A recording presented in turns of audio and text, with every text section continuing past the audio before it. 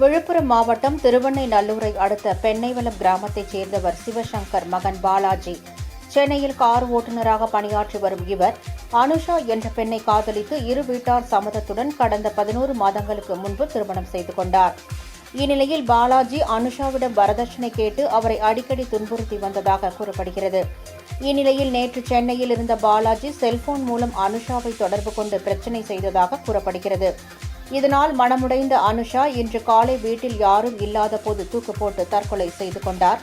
தகவல் அறிந்து சென்ற திருவெண்ணைநல்லூர் போலீசார் அனுஷாவின் சடலத்தை மீட்டு உடற்கூறு ஆய்விற்காக விழுப்புரம் முண்டியம்பாக்கம் அரசு மருத்துவக் கல்லூரி மருத்துவமனைக்கு அனுப்பி வைத்தனர்.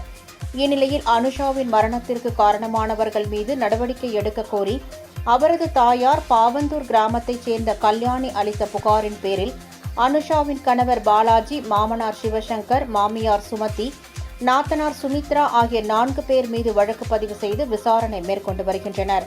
தற்கொலை செய்து கொண்ட அனுஷா 5 மாத கர்ப்பிணி என்பது குறிப்பிடத்தக்கது.